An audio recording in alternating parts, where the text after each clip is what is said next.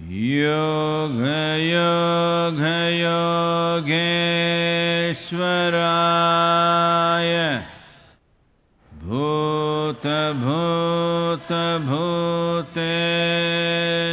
भूतभूतभूतेश्वराय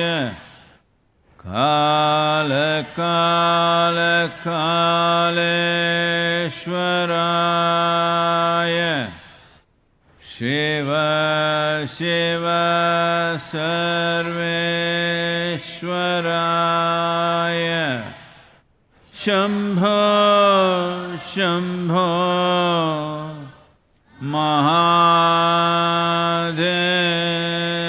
महादेवाय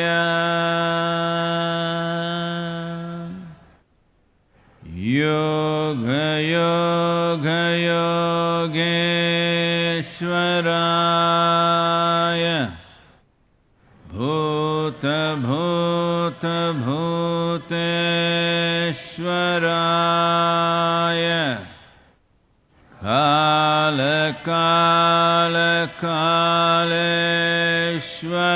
कालकालकालेश्वराय शिव शिव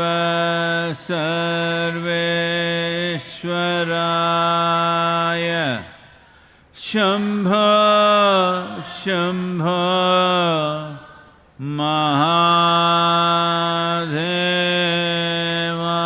महादेवाय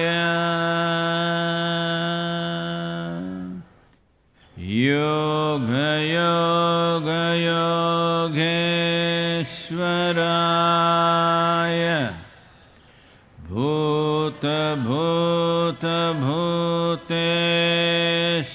भूतभूतभूतेश्वराय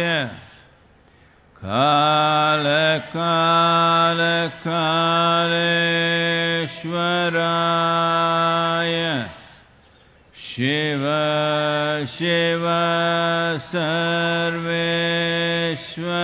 सर्वेश्वराय शम्भो शम्भो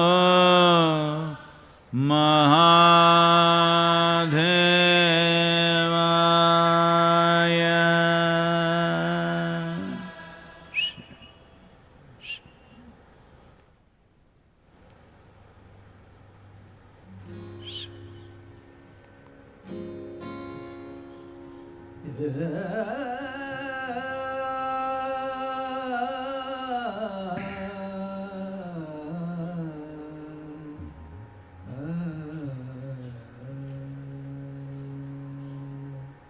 ನೀನೊಲಿದರೆ ಕೊರಡು ಕೊನರುವುದಯ್ಯ ನೀನೊಲಿದರೆ ಕೊರಡು ಕೊನರುವುದಯ್ಯ ನೀನೊಲಿದರೆ ಕೊರಡು ಕೊನರುವುದಯ್ಯ ನೀನೊಲಿದರೆ ಬರಡು ಹಯನವುದಯ್ಯ ನೀನೊಲಿದರೆ ಬರಡು ಹಯನವುದಯ್ಯ ನೀನೊಲಿದರೆ ಕೊರಡು ಕೊನರುವುದಯ್ಯ ನೀನೊಲಿದರೆ ಕೊರಡು ಕೊನರುವುದಯ್ಯ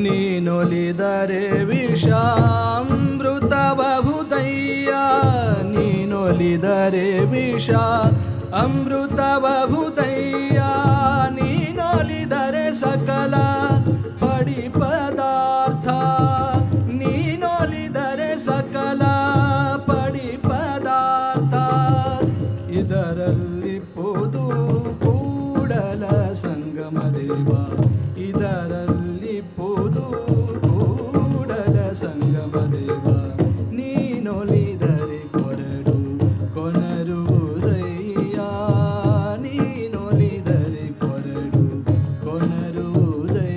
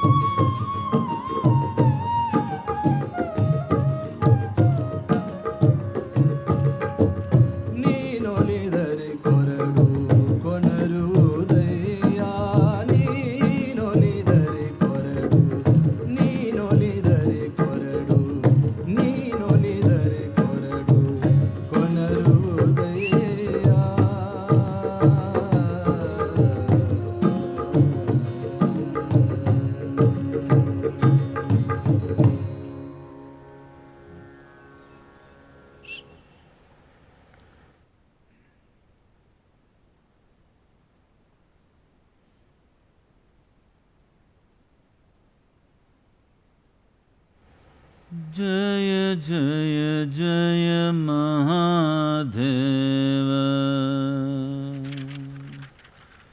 जय जय जय महादेव शिव शंकर आदि अनंत शिव शंकर आदि अनंत जय जय जय जय जय जय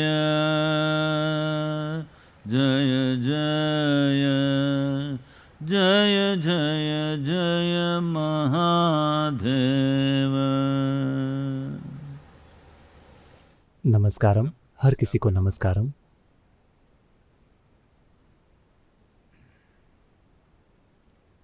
तो दुनिया भर के आंकड़े Speaking a very dire language.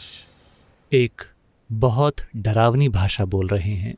America दुनिया में अब सबसे ज़्यादा प्रभावित देश बन गया है। 2.5 लाख से ज़्यादा लोग वायरस से इन्फेक्टेड हैं। मैं तो कहूँगा कि सौभाग्य से ये एक तरह से 2 राज्यों में ज़्यादा केंद्रित है बाकी पूरे देश की तुलना में। इस हालत को काबू करने के लिए देश के लिए ये एक अच्छा मौका हो सकता है। ये सारे 50 राज्यों में नहीं फैला है। यही समय है पूरी ताकत से ब्रेक लगाने का। तो इटली की गति थोड़ी धीमी हुई है। स्पेन अभी भी पूरी गति से बढ़ रहा है। यूके गति पकड़ रहा है। भारत में भी उछाल आया है।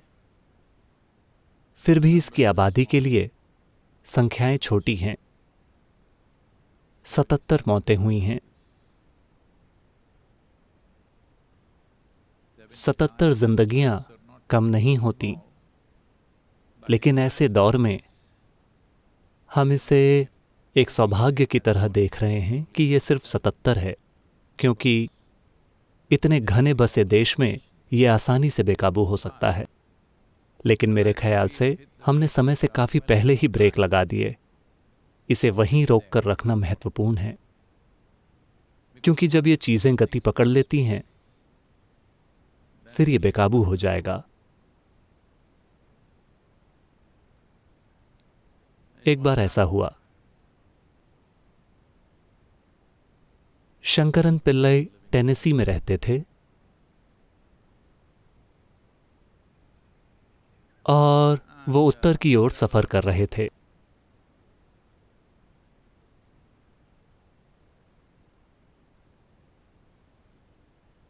और वो कार चलाते हुए हाईवे 89 पर उत्तर की ओर जा रहे थे। एक पुलिस वाले ने उन्हें रोका और कहा, तुम स्पीड लिमिट से तेज गाड़ी चला रहे हो। स्पीड लिमिट से 25 मील ज्यादा। वो 90 की स्पीड पर थे। उन्होंने कहा, नहीं, मैं स्पीड लिमिट के ऊपर नहीं हूं। मैंने अभी अभी बोर्ड पर देखा, उस पर 89 लिखा था। मैं बस 90 पर चल रहा हूं। तो पुलिस वाले ने कहा, मुझे खुशी है कि मैंने तुम्हें यहीं रोक लिया, क्योंकि 2 मील के बाद तुम हाईवे 301 में घुसने वाले हो।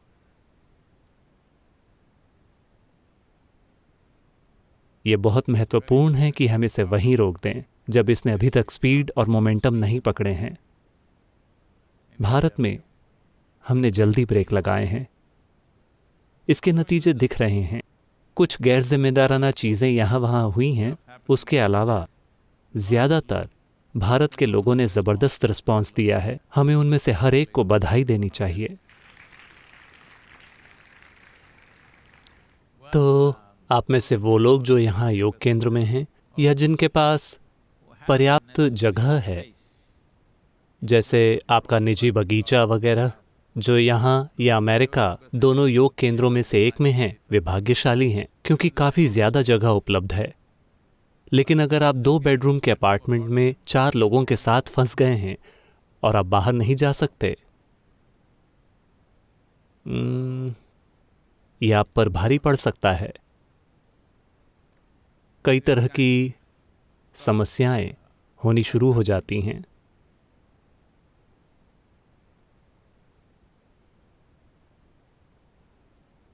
चाहे लोग जितने भी अच्छे हों,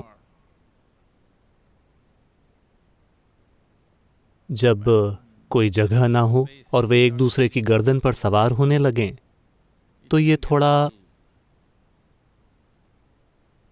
लोग सोचते थे कि काम समस्या है, लेकिन अब उन सबको एहसास हो रहा है कि काम बहुत बढ़िया चीज़ है। आराम एक समस्या है, घर एक समस्या है। तो ये लोगों का मजाक बनाने के लिए नहीं है, लेकिन इन सब मुश्किलों के साथ बड़े स्तर पर अधिकतर आबादी ने ज़बरदस्त जिम्मेदारी और एक मकसद की भावना से बर्ताव किया है। और बेशक आज वे सब एक दिया जलाएंगे, ये दिखाने के लिए कि वो देश के साथ हैं इस चुनौती भरे समय से निपटने में। कम से कम शायद पिछली सदी में, असल में पहले कभी नहीं, पूरी दुनिया में हमने ऐसी स्थिति का सामना कभी नहीं किया है। महामारियां या संक्रामक रोग हुए हैं सीमित क्षेत्रों में, जिनमें काफी आबादी खत्म हुई है। सफर के आधुनिक साधनों के चलते आज जो कुछ भी एक जगह होता है वो पूरी दुनिया में फैल जाता है। तो उस वजह से अब ये पूरी दुनिया में फैल गया है। लगभग 2/3 दुनिया बंद पड़ी है।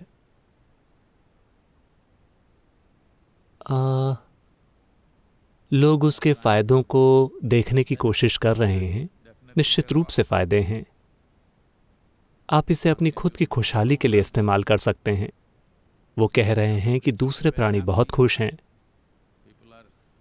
लोग व्हेल और डॉल्फिन की तस्वीरें पोस्ट कर रहे हैं और आपने मोर को देखा और इस तरह की कई चीज़ें हैं। वो सब सच है, लेकिन वैसा तब भी होना चाहिए जब हम बाहर हों। हमें उसी तरह बाहर होना चाहिए, कोमलता से, धरती को रौंदते हुए नहीं। वैसे ये आंकड़ा कि 65,000 मौतें हुई हैं, ये पूरी कहानी नहीं बताता।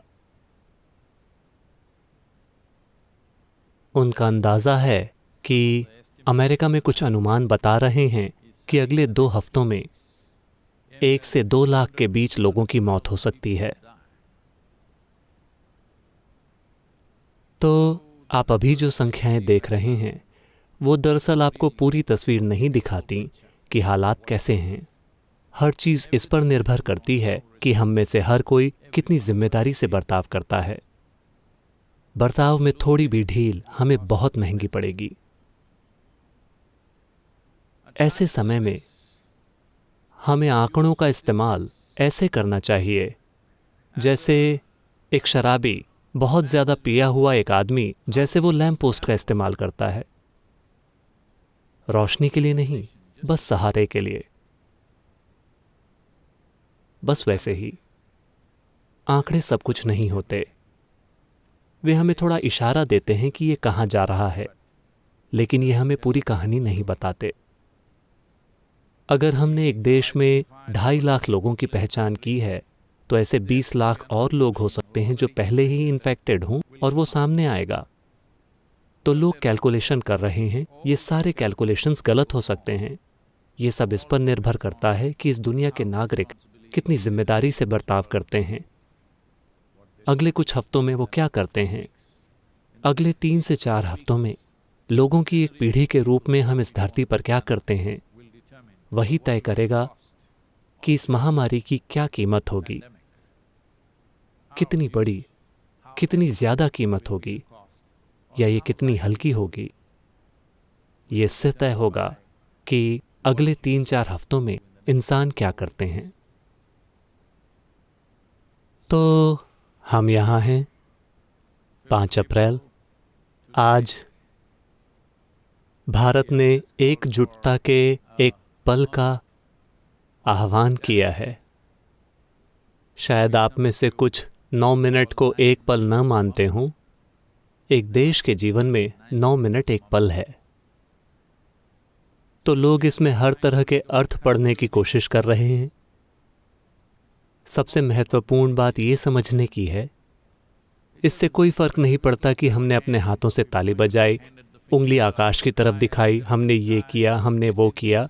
बात वो नहीं है। बात सिर्फ इतनी है कि कुछ करने के लिए देश एक बन के खड़ा हुआ, जिसका जबरदस्त महत्व है। मुझे ये कहानी आपको बतानी चाहिए। ये मार्क ट्वेन की पसंदीदा कहानियों में से एक थी। ऐसा हुआ करीब 150 साल पहले, जब किसी ने सोचा भी नहीं था कि एक दिन लोग चांद पर जाने की ख्वाहिश भी कर सकेंगे। तो उन्हें लगता था कि चांद पर लोग हैं और बेशक हम उनसे बात करना चाहते हैं, क्योंकि अपने पड़ोसियों के साथ हमारी बातचीत बंद है। कम से कम चांद के लोग, हम उनसे बात करना चाहते हैं। तो उन सभी ने एक योजना बनाई। पूरा ग्रह एक साथ हो गया और उन्होंने फैसला किया, हम में से हर कोई रात को 9 बजे हम बाहर आएंगे, और वो पूर्णिमा का दिन था। एक ही आवाज में हम सभी कहेंगे, कौन? हम उनसे पूछना चाहते हैं कि आप कौन हैं, लेकिन ये गड़बड़ हो सकता है। सभी का एक साथ कहना मुश्किल है। तो हम सिर्फ एक शब्द कहेंगे, कौन? और जब हम सभी अपने पास मौजूद फेफड़ों की पूरी शक्ति का उपयोग करते हैं, हम बस उन लोगों को छोड़ देंगे जिनको कोरोना इन्फेक्शन है, उनके फेफड़ों में शक्ति नहीं है। हम सभी अगर अपने फेफड़ों की पूरी शक्ति का उपयोग करते हैं तो निश्चित रूप से उन्हें सुनाई देगा। और देखते हैं कि वो लोग क्या कहते हैं। तो 9 बजे, मूर्खों का महीना,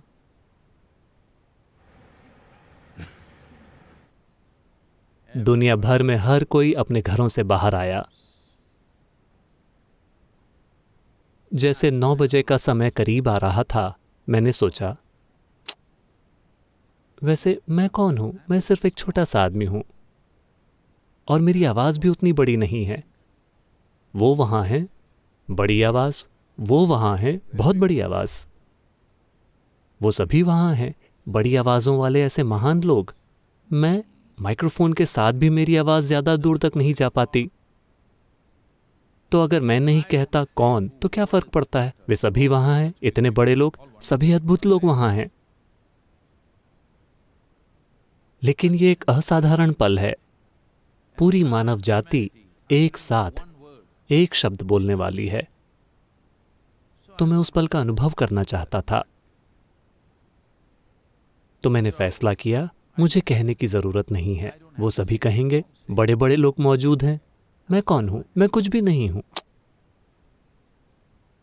वो पल आया और वो इस ग्रह पर एक मौन पल के रूप में गुजर गया।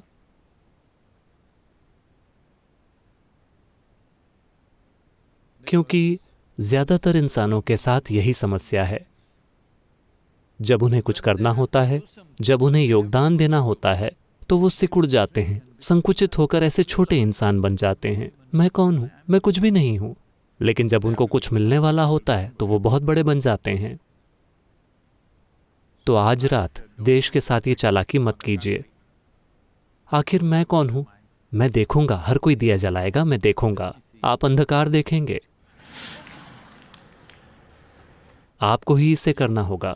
दूसरे लोगों के बारे में चिंता मत कीजिए। आपको इसे करना चाहिए, दूसरे इसे देखेंगे। दूसरों की चिंता मत कीजिए, आप जरूर कीजिए।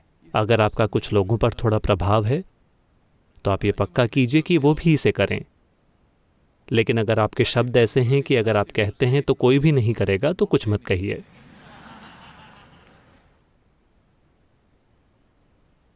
तो आज रात 9 बजे चलिए इसे एक भव्य घटना बनाते हैं। बाकी सब भूल जाइए। पूरे देश में दिए जलाना अपने आप में शानदार है। सैटेलाइट से देश अच्छा दिखेगा। कृपया बाहर आएं और दिया जलाएं। अगर आप बाहर नहीं आ सकते, अगर आपके घर में बालकनी नहीं है, बगीचा नहीं है, कुछ भी नहीं है, तो इसे घर के अंदर जलाएं। लेकिन एक दिया जलाएं। इसके और भी कई फायदे हैं। हम इसके बारे में आपसे बाद में बात कर सकते हैं। सवाल? सद्गुरु, यह सवाल करुणेश ने पूछा है। नमस्कारम सद्गुरु, आपने कई प्रतिष्ठित और दुनिया भर में प्रसिद्ध संस्थाओं, संगठनों और सम्मेलनों में वक्तव्य दिए हैं, लेकिन फिर भी येलो मीडिया यानी सनसनी में रुचि रखने वाली मीडिया का एक हिस्सा लगातार आपको नापसंद करता रहा है और आपके खिलाफ बिल्कुल गलत और बेबुनियाद कचरा छापता रहा है। आप इतनी ज़्यादा आलोचना क्यों आकर्षित करते हैं, जबकि देश के किसी भी दूसरे आध्यात्मिक गुरु के साथ ऐसा नहीं होता? मुझे देखिए मैं कैसा हूं, इसी वजह से। तो देखिए, ये आम का मौसम है। पेड़ में ढेर सारे फल लगे हैं। ये आम का मौसम है। वो पेड़ जो फलों से लदा हुआ है, केवल उसे ही सबसे ज्यादा पत्थर मिलते हैं, सबसे ज्यादा इल्लियां, कीड़े और हर चीज।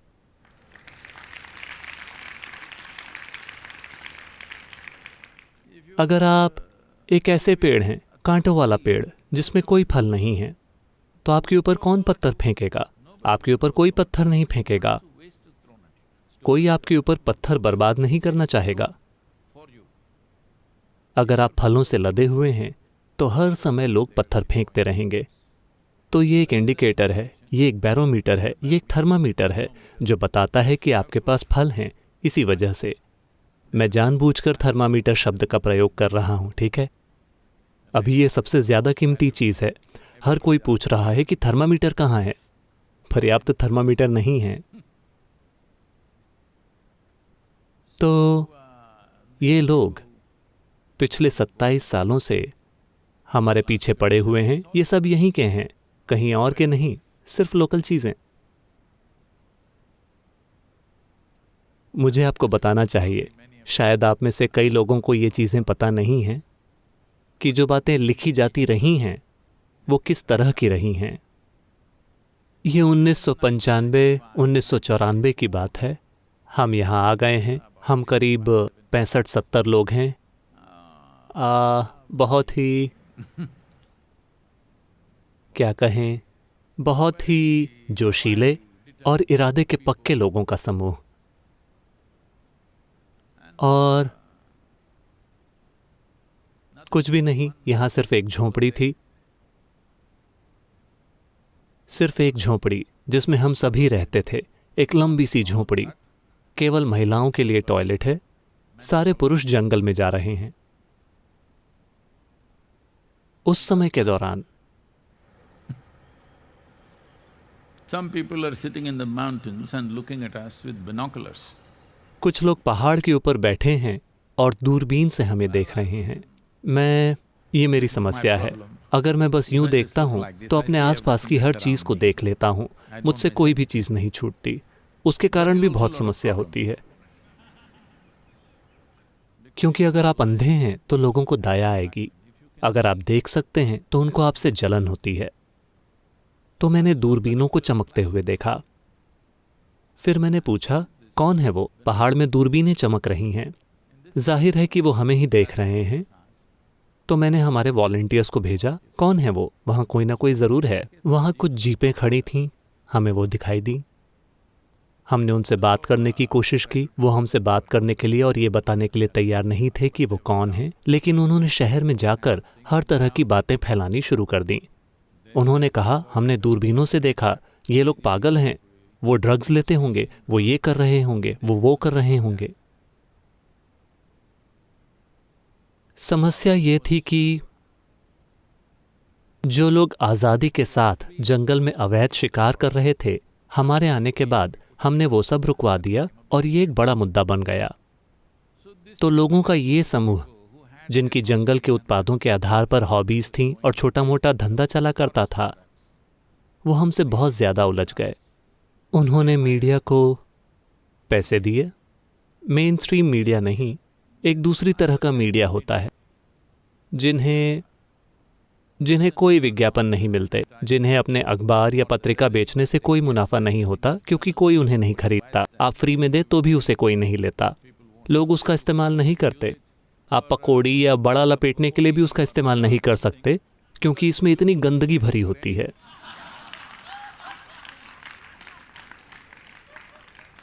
बेशक वो टॉयलेट पेपर भी नहीं बन सकता क्योंकि वो पहले ही इतना गंदा होता है। तो ये सब चल रहा है। तो एक रेलवे ट्रैक है सकलेशपुर और मैंगलोर के बीच, 136 किलोमीटर लंबा मीटर गेज वाला रेलवे ट्रैक। मेरे ख्याल से उसे अब ब्रॉड गेज बना दिया गया है। इस 136 किलोमीटर की दूरी में 100 से ज़्यादा सुरंगें हैं और 300 पुल हैं। मैंने खुद इस रेलवे ट्रैक पर कुछ बार ट्रैकिंग की थी, तो मैंने यहाँ अपने लोगों से बात की थी और कहा था कि हम सभी को वहाँ एक बार जाना चाहिए। तो उन दिनों तक मंदिर नहीं बना था, हमारी कोई मजबूरी नहीं थी, तो हमने अपने आश्रम को बंद कर दिया। आश्रम को बंद करना यानी ताला लगाने के लिए कोई दरवाज़ा भी नहीं था, सिर्फ एक झोंपड़ी है, लेकिन हमने एक रस्सी बांध दी और इमारतें अभी बन ही रही थीं। ट्रायंगुलर बिल्डिंग उस समय बन रही थी। तो हमने तय किया कि हम करीब 12-13 दिनों के ट्रैक पर जाएंगे। तो हम सभी आश्रम को छोड़कर निकल पड़े। आप उन दिनों की कल्पना भी नहीं कर सकते। और अभी हम कैसे हैं? हम बस आश्रम को बंद करके कहीं जा सकते थे। तो हम ट्रैक के लिए चले गए। हमें करीब 12-13 दिनों के बाद वापस आना था। करीब 9वें-10वें दिन लोग हमें फ़ोन करने लगे क्योंकि हम मीडिया में हैं, बड़े स्तर पर। क्यों? क्योंकि हमने किसी की हत्या करके उसे यहाँ गड़ा दिया है और हम सब भाग गए हैं। तो हमने किसकी हत्या की है हमें नहीं पता था। फिर हम वापस आए। तब तक हर जगह हल्ला मचा हुआ है। अरे, इन लोगों ने किसी की हत्या करके उसे जंगल में दफना दिया और यहां से चले गए। हाँ, बेशक ये कचरा इन सारी बातों को छाप देता है। फिर हम वापस आए, उस दिन जिस दिन हम वापस आए या उसकी पिछली शाम, फॉरेस्ट डिपार्टमेंट खोज करने लगा कि बदबू कहाँ से आ रही है। और उन्होंने उस जगह को खोदा और उन्होंने पाया कि किसी ने एक अजगर को मारा था, बड़ा सा अजगर, और उसकी चमड़ी निकालकर उसके शरीर को जंगल में दफना दिया था और उससे बदबू आ रही थी। तो इन लोगों ने कहानी बना दी कि हमने किसी की हत्या की और हम जगह छोड़कर भाग गए। तो तब से ये सब शुरू हुआ। ये अभी भी चालू है। उन्हीं कहानियों के साथ या उसके जैसी कहानियों के साथ हम आगे बढ़ गए हैं, बहुत आगे निकल आए हैं, लेकिन अफसोस कि वो अभी भी उसी जगह पर हैं। मैं चाहता हूं कि वो भी आगे बढ़ें, लेकिन वो गंदगी में बहुत गहरे धंसे हुए हैं। मैं आपको ये बताता हूं, आपको इस तरह की चीज़ों पर यकीन नहीं होगा। ब्रह्मचारियों का पहला बैच आया। मैंने सभी पुरुष ब्रह्मचारियों से कहा कि 15 दिनों के लिए आपको जाकर एक वृद्धाश्रम में सेवा करनी होगी। सभी महिला ब्रह्मचारिणियों से मैंने कहा कि उन्हें अनाथ आश्रम में जाकर सेवा करनी होगी। तो हमने कोयंबतूर में एक अनाथ आश्रम खोजा जिसे एक बुजुर्ग महिला चलाती थीं। जब मैं पहले कोयंबतूर आया था तो मैं उस अनाथ आश्रम में रुका था। बहुत बुनियादी जगह। वो वहाँ जाकर रहने लगीं। खाना बहुत खराब था। हमारी 3 ब्रह्मचारिणियाँ, मेरे ख्याल से 3 या 4 या 5, खाना बहुत खराब था और वे सभी बीमार हो गईं। उन्हें बहुत ज़्यादा उल्टियाँ होने लगीं और दस्त भी। तो उनमें से 3 को स्थानीय नर्सिंग होम में भर्ती कराना पड़ा। तुरंत ही वो मीडिया लिखता है, तो ये लोग, ईशा योग केंद्र के लोग, सभी ब्रह्मचारिणियाँ अबॉर्शन करवाने के लिए एक नर्सिंग होम में आई हैं। ये ऐसे लोग हैं, इनके साथ क्या किया जाए? वो गंदगी में जीते हैं और गंदगी बेचते हैं, क्योंकि वो बिकती नहीं है। उन्हें भी एहसास हो गया है, तो 3 महीने में एक बार अगर वो मेरी फ़ोटो कवर पेज पर लगा देते हैं तो उनका कचरा थोड़ा बहुत बिक जाता है। यही उनकी आजीविका है।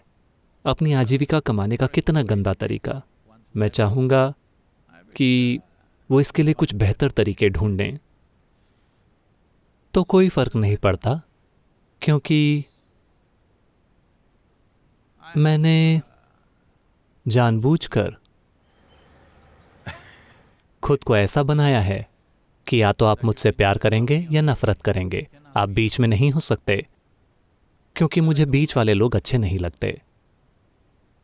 लेकिन अफसोस कि ये लोग आपसे नफरत भी नहीं करते, वे बस आपसे अपनी आजीविका कमाने की कोशिश कर रहे हैं।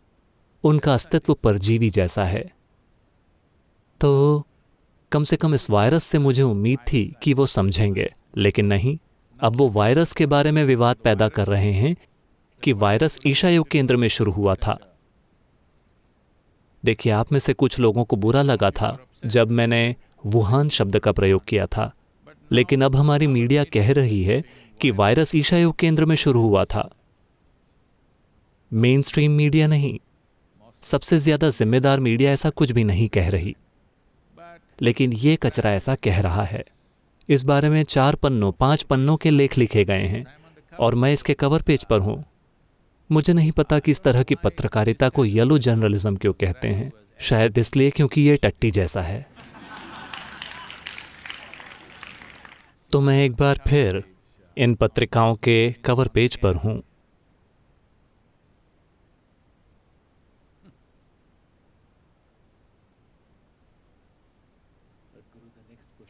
नमस्कारम सद्गुरु।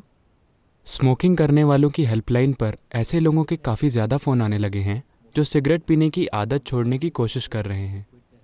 उनके अच्छे इरादों के बावजूद निकोटीन की लत के कारण इसे छोड़ना शारीरिक रूप से बहुत मुश्किल है। सद्गुरु, आपके पास संघर्ष में फंसे उन लोगों के लिए क्या सुझाव है?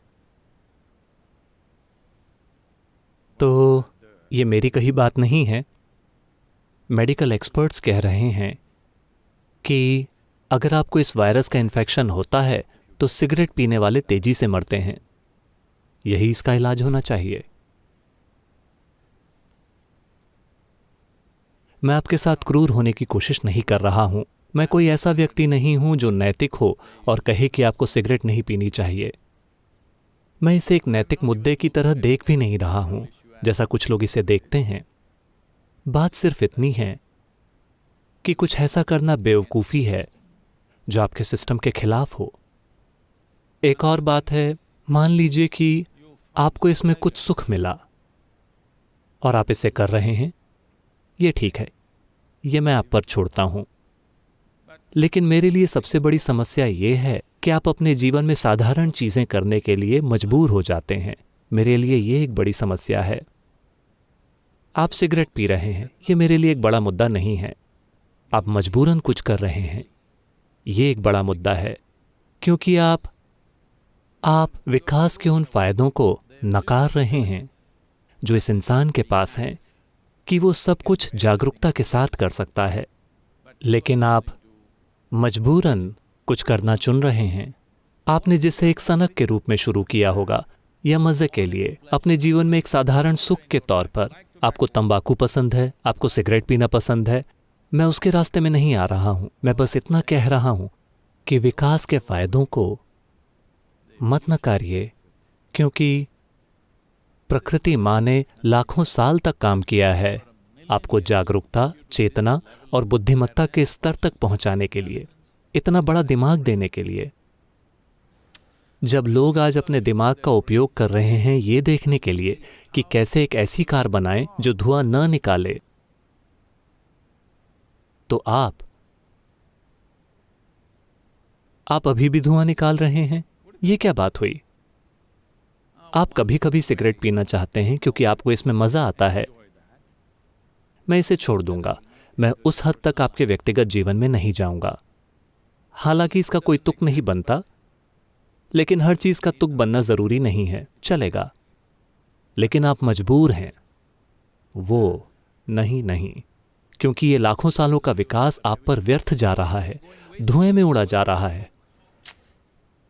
सचमुच क्या मुझे इसे छोड़ देना चाहिए? क्या मुझे इसे छोड़ देना चाहिए? छोड़ने के लिए है ही क्या? देखिए, अगर धुआं आपके कानों से निकल रहा होता तो आपको इलाज के लिए जाना चाहिए। अंदर कुछ जल रहा है, लेकिन आप इसे अंदर ले रहे हैं और आप इसे बाहर छोड़ रहे हैं। इसका कोई इलाज नहीं है, बस आपको अपना मन बनाना है।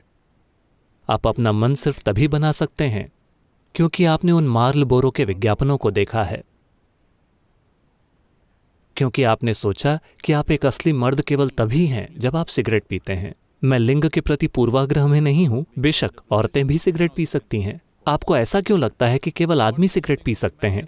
नहीं नहीं, आप भी बेवकूफ हो सकती हैं। बेवकूफ होना केवल आदमियों का विशेषाधिकार नहीं है, यह हर किसी का अधिकार है।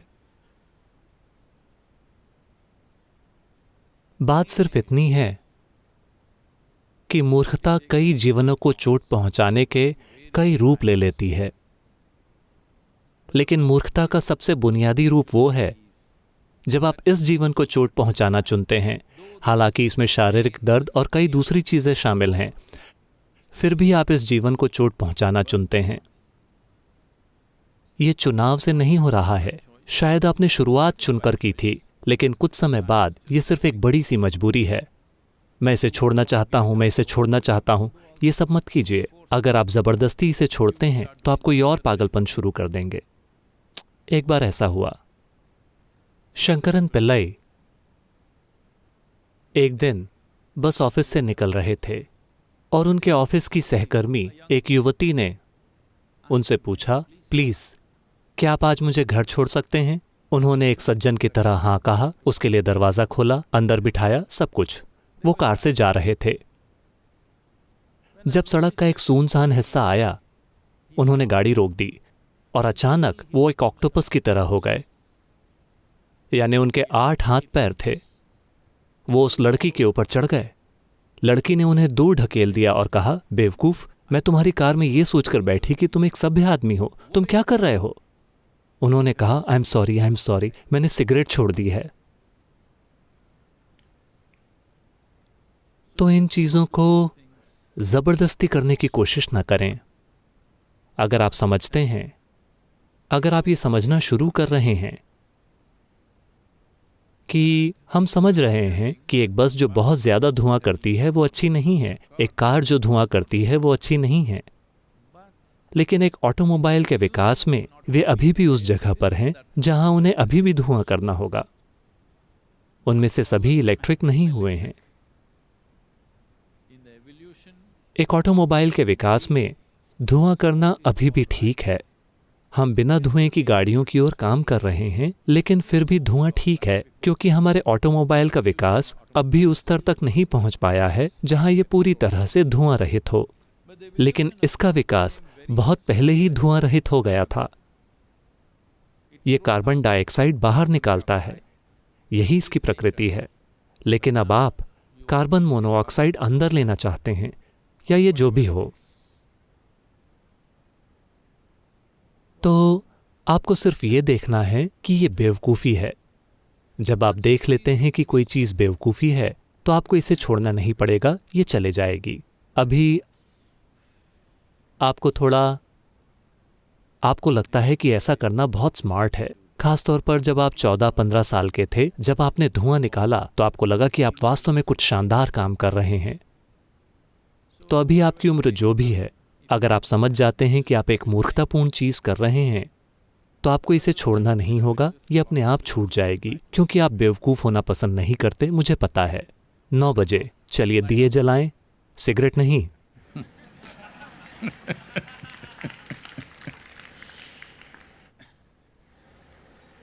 योग योग योगेश्वराय भूत भूत भूतेश्वराय काल काल कालेश्वराय शिव शिव सर्वेश्वराय शम्भो शम्भो महादेवाय।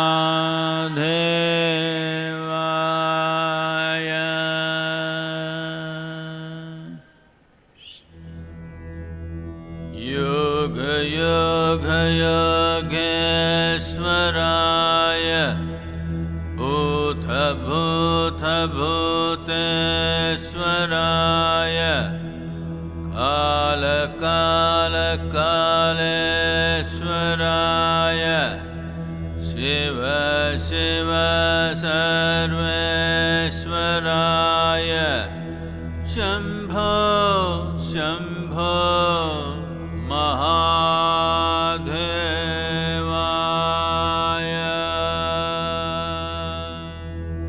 योग योग योगेश्वराय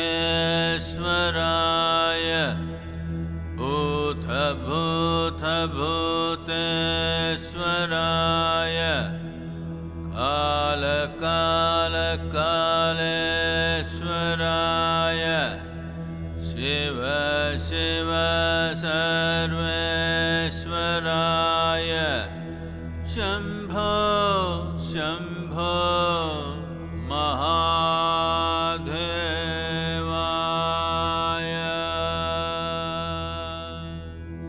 योग योग योगेश्वराय भूत भूत भूतेश्वराय